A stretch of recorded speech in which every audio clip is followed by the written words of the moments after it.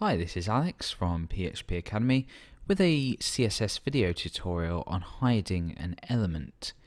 So, in the previous videos, we've looked at sort of display types of elements like block and inline. But in this video, we're going to take a look at display none.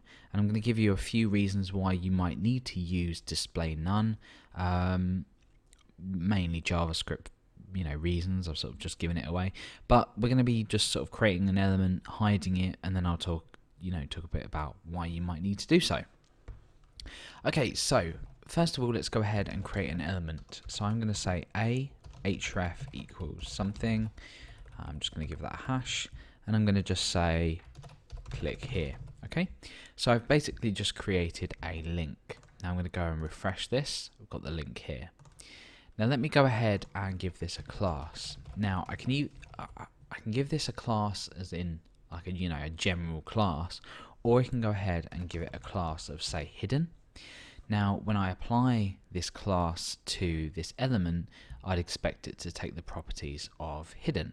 So in our style sheet, which we have linked into our markup, let's go ahead and style this hidden class.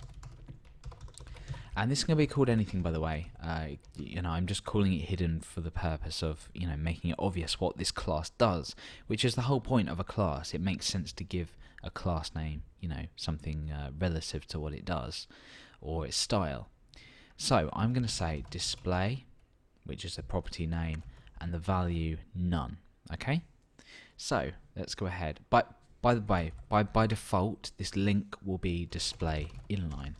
But now I'm saying display none. Okay, so essentially what that's going to have done is that's going to hide the element. Okay, now it's still on our page, we can still access it, we can still see it here.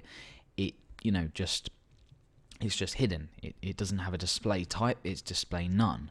Okay, so that's essentially it. We've just hidden the element. Now, why might we need to do this? Well, in cases of JavaScript, you might initially need an element to be hidden, and then you might want to perform a specific action in JavaScript which shows an element. For example, you might have some hidden content, for example, some read more content that might need showing at some point, and obviously your styles being at the top of your page here, and your JavaScript being at the bottom around here.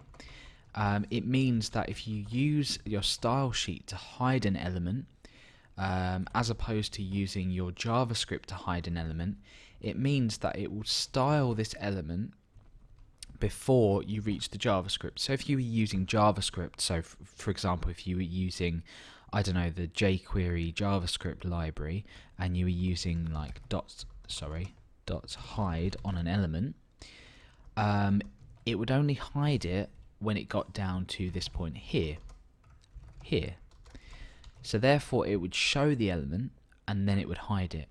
With styles, it will hide it automatically. There's no, well, it won't hide it automatically, but it will hide it before the element is displayed, if that makes sense. It will already carry this display none type. So if you are dealing with JavaScript and you want to hide specific elements on the page before you create event handlers to show them, always use display none in your CSS. I can't really think of any other reasons that I would ever hide an element on a page, unless I was dealing with JavaScript. But then again, that's up to you. If you did need to hide an element for any particular reason, you would use display none. So as I said, A has a default display type of inline. Things like divs have default display types as like block and things like that. If we actually click on this and we come down here, oh no, we can't actually see it. But yeah, anyway, we have our element that we've hidden on the page using display none.